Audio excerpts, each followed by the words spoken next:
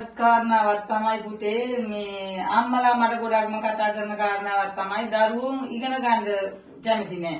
මේ අධ්‍යාපනයේ මතක හිටින්නේ නෑ. ඉගෙනීම මතක හිටින්නේ නෑ. ඉතින් ඒ වෙනුවෙන් මං ගාව විශේෂ තියෙන විශේෂ යන්ත්‍රයක් තියෙන විශේෂ තෙල් වර්ග තියෙන ඇත්තටම හරියට වැඩක් කරනවා නම් ඒ හැමදේම අපි මාධ්‍යයට කියන්නේ. ඒ වගේම තමයි අර ගෙදර දරුවා ඉගෙන ගන්නකොට මේ ගෙදර අම්මා කැමති. මේ ගෙදර දරුවා ඉගෙන ගන්නකොට අර ගෙදර දරුවා මේ අම්මා කැමති. ඒ හින්දා ඒවට අපි විශේෂයෙන්ම කතා බහ කරන්න ඕනේ. මාත් එක්ක කතා බහ කරලා ඕනම දෙයක් කරගන්න පුළුවන්. හරියාකාරව වශීගුරුකමක් කරගන්නවා නම් මෙන්න මේ වගේ තව රූප දෙකක් අරගෙන මේ රූප දෙකට 10000 වාරයක් 10000 වාරයක් ජීවත් කරලා විදේශගත දරුවෙකුට වුණත් ලංකාවේ ඉන්න දරුවෙකුට වුණත් මේ එක්ක දවස් 3ක් එක්ක දවස් 7ක් ඒ දිනෙම තීරණය කරන්නේ දෙන්නගේ කාලහෝරාවල් අනුව.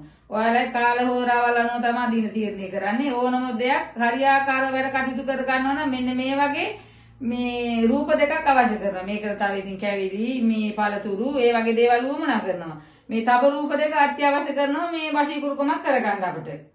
මේ මත්ද්‍රව්‍ය වලට ඒ කියන්නේ කුඩු වලට අයිස් වලට ආරක්කු සිගරට් වලට ගොඩාක් මේ ඉස්කෝලේ යන දරුවෝ තමයි මේ ඒවට යොමු වෙලා තියෙන්නේ. ගොඩක් දුරට මේ අම්මා තාත්තා මට අඩ කතා කරනවා. ඉතින් ඒ කතා කරපු කෙනාට මම ඇත්තටම පිට වෙලා තියෙනවා.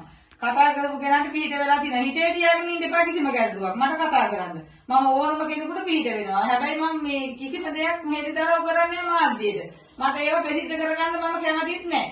මේ දේ වුණත් මම මේ දරුවෝ ඇවිල්ලා මට මේ කතා කරන්න කියනකොට මම කතා කරනවා මිසක් මම නැතුව මේ ප්‍රසිද්ධ කරගන්න කතා කරන්නේ නැහැ. ඕනම කෙනෙක් මට කතා කරන්න මගේ දුරකථන ඇමතුම මම දාන්නම්. ඒ කියන්නේ මේ දරුවෝ වෙනුවෙන් මම පිටක් වෙන්න ඕන හින්දා මම දානවා. මට කතා කරන්න අම්මලා ඕනම ගැටලුවක් මම විසඳලා දෙන්න.